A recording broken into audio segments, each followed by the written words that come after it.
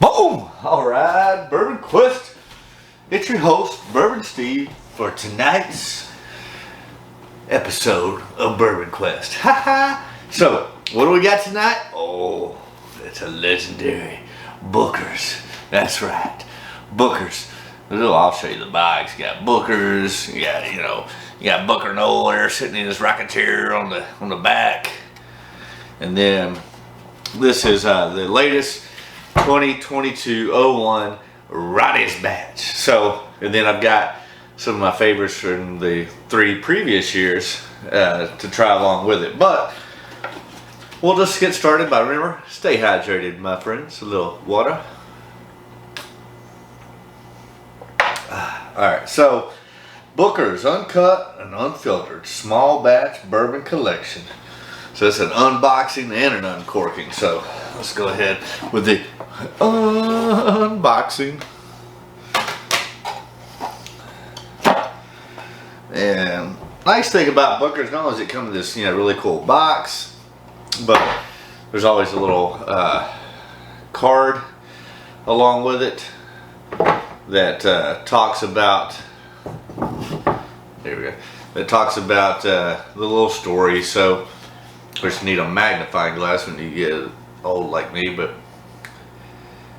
where's my, so it is like this glass, magnifying glass needs to be a little polished there. So alright, let's see what we got to say about Ronnie's batch. So it is Ronnie's batch. It's 124.3 proof, 6 years, 11 months, and 22 days. So right on the verge of 7 years old. The first release of Booker's Bourbon 2022 collection is Booker's Batch 01, Ronnie's Batch. This batch is named in honor of Ronnie Land, a longtime employee that Jim Beam, Claremont, and what? This batch is named in honor of Ronnie, longtime employee at the Jim Beam, Claremont, and Boston, Kentucky plants. When my dad, Booker Noe, was master distiller during his 40-year career at Jim Beam, he worked his way up to the warehouse manager position. Ronnie was always known to shoot straight with Dad, and Dad put a lot of trust in him because of that. Ronnie was responsible for keeping inventory of aging barrels and a key part of the bourbon making process. Back then we had to track barrel quantities and locations by hand, no computers for that. And Ronnie knew it all by heart. He also knew exactly where Dad preferred to store his namesake Booker's barrels, and in time he was trusted to prepare the samples for Dad to evaluate for the next batch. Once Ronnie sent me home with a box of small Booker samples for Dad to taste. When Dad saw the samples, he said they weren't big enough to get a proper sense of the whiskey. So what did Ronnie do? He went back to the warehouse and prepared samples that were notably bigger. Dad was more than pleased, and that became the standard sample size Ronnie gave us from then on, and still the size that Freddie and I use today. Dad always had final sign-off when it came to his Booker's bourbon, but he knew he was working with barrels that met his standards when they were under Ronnie's watchful eye. Dad valued Ronnie's dedication, work ethic, and honesty, and because of this he would be proud to honor Ronnie with a batch of his own. I know you will enjoy a glass alongside close family and friends. Fred Noe. Alright, so then you turned over on the back. This batch is made up of 4 production dates that were aged in 5 different warehouses.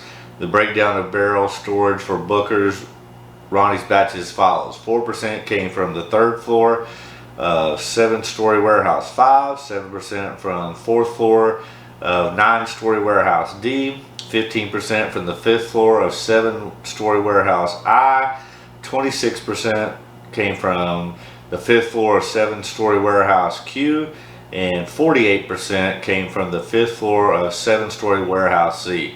This batch has a nice color and rich vanilla aroma and hints of brown spice that you can enjoy even before your first sip. The whiskey has a sweet taste that comes from the time spent aging in our unique Kentucky climate.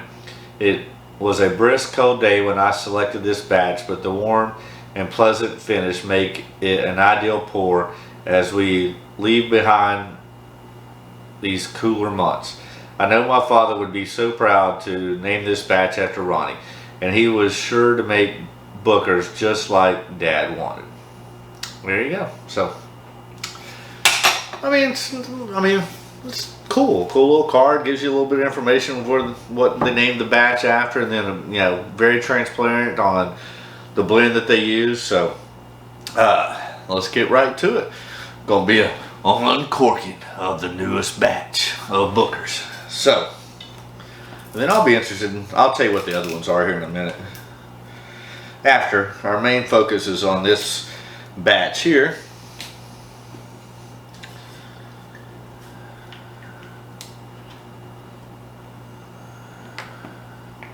Alright, pause for cork pop.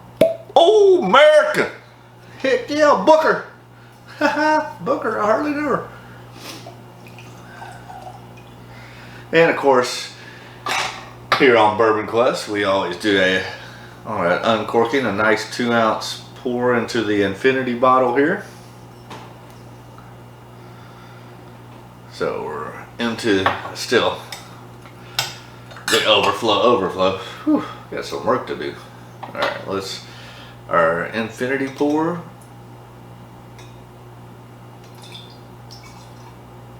Alright, now we got that out of the way.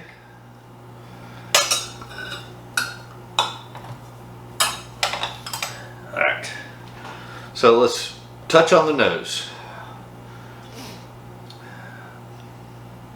Wow, it comes off.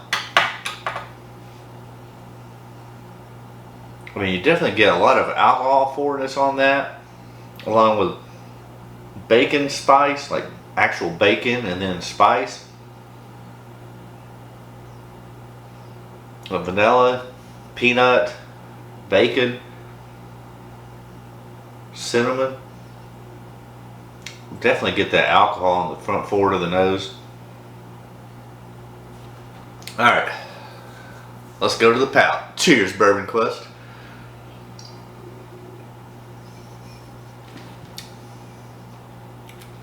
Very spicy.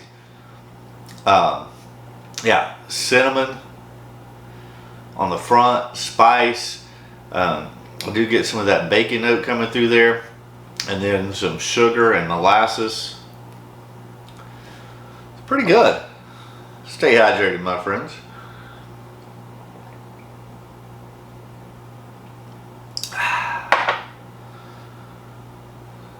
Going for a second sip here.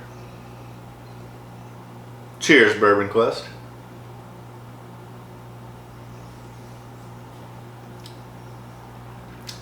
Yeah, very spicy. They get that mint, sugar, caramel, peanut, bacon.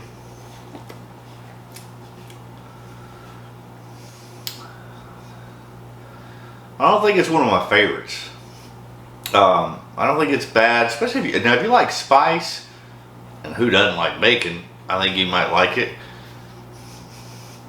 I don't think it's one of my favorite Bookers off the initial thoughts. Again, stay hydrated. Now, so what I am going to do, what I have here is my favorites from the 3 previous years. So 2019, 04, we have Beatin Bisquits, and part of that, I know, so feel free to leave a comment, especially if you've had the newest one that we're trying here today, Ronnie's batch. Let me know what your thoughts are on that. If you haven't done so, hit that subscribe, ring that bell for notifications, and leave a comment. Smash that like button, yo.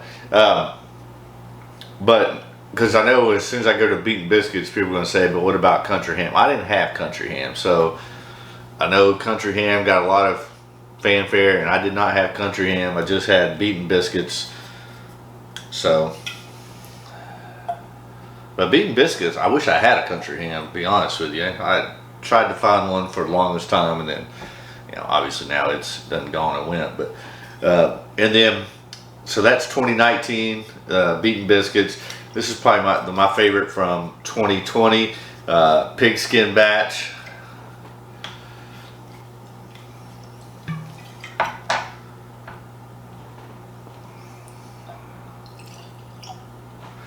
And then last year's favorite for me was the 2021 02 Tagalong batch.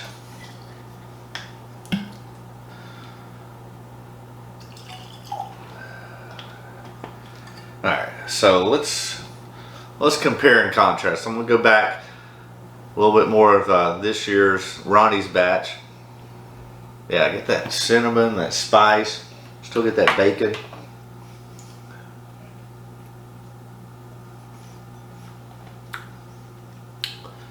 Yeah, I definitely get that mint. And then sugar, caramel, peanut, bacon. All right, I'm gonna cleanse the palate. All right, let's go to, this is 2019 04 Beatin Biscuits. Wow. Yeah, it's like caramel, molasses, sugar, a little bit of peanut and corn. All right.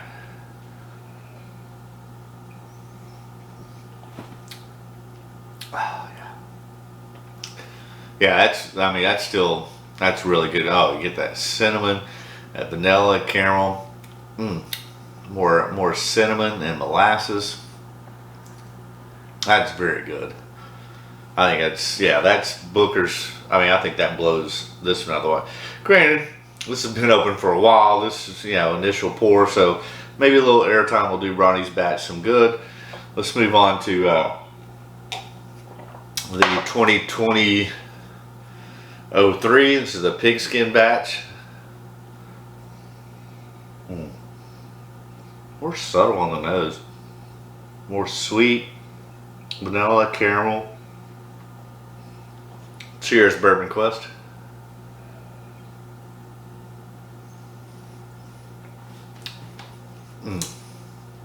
Now, that comes off a little bit spicy too, but then spice on the front and then sweet. Oh, great mouthfeel, viscosity, peanut, caramel. I don't think it's as good as Beatin Biscuits. It's more closer. These are a lot closer to each other than Beatin Biscuits is really, really good. All right, I want to move on to Tagalong. So this is 2021 02 Tagalong batch.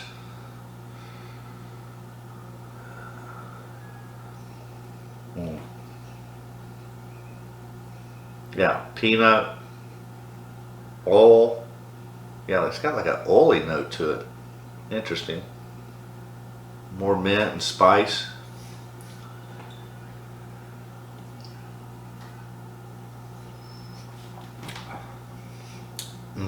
Oh yeah, it's like sweet and spice, and then more spice, and then peanut, mint. I think really, to be honest with you, out of these four, I think Beatin Biscuits is my favorite of the four. Tagalong did, if you go back and look for my top 10 whiskeys of the year, I want to say it finished second. So, I really like the Tagalong. I want to compare, all right, let me try this, and then I want to compare Ronnie's to Pigskin. Oh, yeah. It's just classic Booker's. It really is. Stay hydrated, my friends.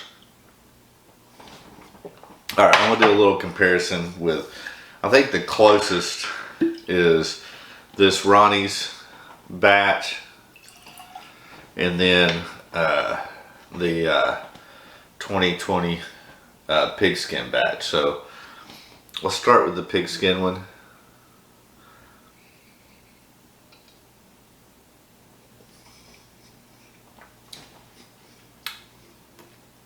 All right, comes off a lot more mint and spice than I remember.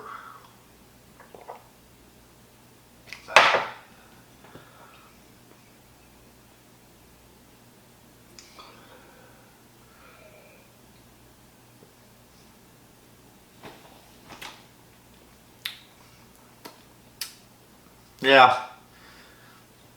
Yeah, it's just a little bit too minty and spice on there for me. Yeah, I don't think that's my favorite Booker's. Um, I prefer even this Pigskin over this latest batch. If I were ranking them between these four, it would be Beatin Biscuits, followed by Tagalong, then Pigskin, and then this is, I think, the biggest outlier. Although these are probably the closest, still, this doesn't come. I would tell you. I mean, at $9,900, I'm gonna say this is probably a pass. Not that it's bad.